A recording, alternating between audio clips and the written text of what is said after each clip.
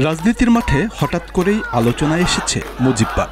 গেল কয়েকদিনে জাতীয় নাগরিক পার্টি এনসিপির নেতারা তাদের বিভিন্ন রাজনৈতিক কর্মসূচিতে মুজিববাদকে মুর্দাবাদ আখ্যায়িত করে স্লোগান দিচ্ছেন এবং তারা এই মতবাদের কবর রচনা করতে চাচ্ছেন। প্রশ্ন উঠেছে, মুজিববাদ আসলে কি? কেন এটা নিয়ে এত আলোচনা?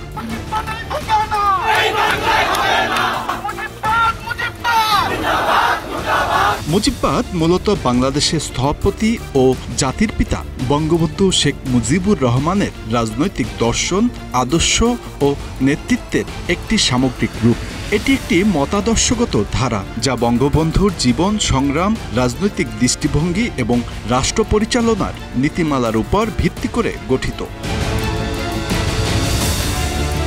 শেখ মুজিবের রাজনৈতিক দর্শন মোটা দাগে চারটি ভিত্তির উপর প্রতিষ্ঠিত। এগুলো হলো জাতীয়তাবাদ, সমাজতন্ত্র, গণতন্ত্র ও ধর্মনিরপেক্ষতা। 1972 সালে বাংলাদেশের সংবিধান এই চার নীতির উপর ভিত্তি করে প্রণয়ন করা হয়, যা পরবর্তীতে বাংলাদেশ রাষ্ট্র পরিচালনার চার মূলনীতি হিসেবে গৃহীত হয়। মুজিববাদ আওয়ামী লীগ ও তাদের সমর্থকদের কাছে একটি আদর্শিক ভিত্তি। 1972 সালের 7 জুন সোহরাওয়ার্দী উদ্যানে শেখ মুজিব বলেন, আগে স্লোগান ছিল 6 দফা, এখন 4টি স্তম্ভ।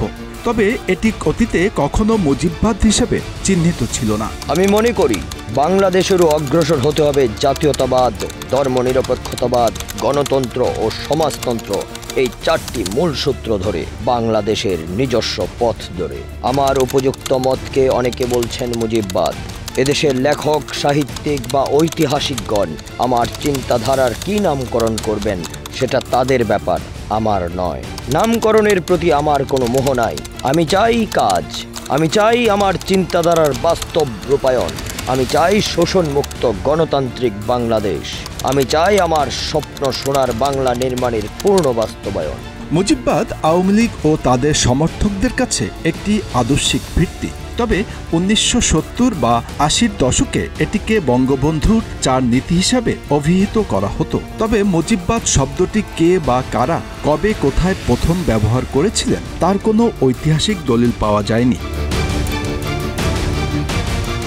ইতিহাসবিদরা বলছেন, 1972-এর 10 জানুয়ারি বঙ্গবন্ধুর স্বদেশ প্রত্যাবর্তনের দিনে এই ধরনের একটি স্লোগান শোনা গিয়েছিল, বিশ্বে এলো নতুন দেশ বাংলাদেশ, বাংলাদেশ, বিশ্বে এলো নতুন বাদ, মুজিববাদ, মুজিববাদ ইত্যাদি। সেদিন ঢাকার জনসমুদ্রে অনেকের মুখেই শোনা গিয়েছিল, তবে আবেগ আপ্লুত জনতার সেই স্লোগান স্থায়ী হয়নি।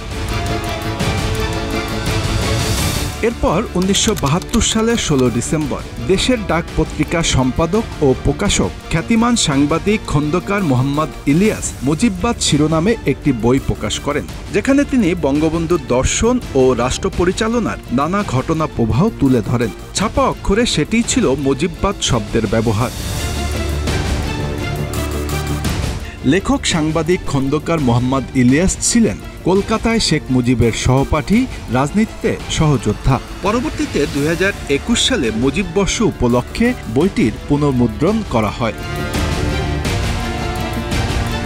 2009 সালে আওয়ামী লীগ ক্ষমতায় ফেরার পর দলের ভিতরে এবং সরকার প্রধান শেখ হাসিনার বক্তব্যে বঙ্গবন্ধুর আদর্শভিত্তিক রাষ্ট্রচিন্তা ঘন ঘন উচ্চারিত হতে থাকে।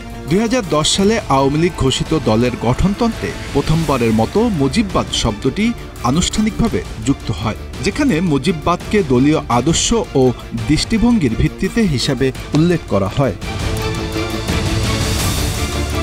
গত বছরের 5 আগস্ট আওয়ামী লীগ সরকারের পতনের পর ইউনূস সরকারের উপদেষ্টা ও জুলাই আন্দোলনের কথিত mastermind Mahfuz Alam 15 October মুজিববাদকে নতুন করে সামনে নিয়ে আসেন। সোশ্যাল মিডিয়ায় তিনি লেখেন, যাদের বিন্দুমাত্র অনুশোচনা নাই গণহত্যা নিয়ে, তাদের সাথে নো রিকনসিলিয়েশন, আগে বিচার তারপর সমঝোতা। মুজিববাদের বিরুদ্ধে এবার হবে প্রত্যাঘাত। খুনিদের ক্ষমা নাই, খুনিদের আদর্শের ফেরিওয়ালাদেরও ক্ষমা নাই। মাহফুজ আলমের এই স্ট্যাটাসের পর বিভিন্ন সময়ে জাতীয় নাগরিক পার্টির নেতাকর্মীরা মুজিববাদ নিয়ে আলোচনা শুরু করেন।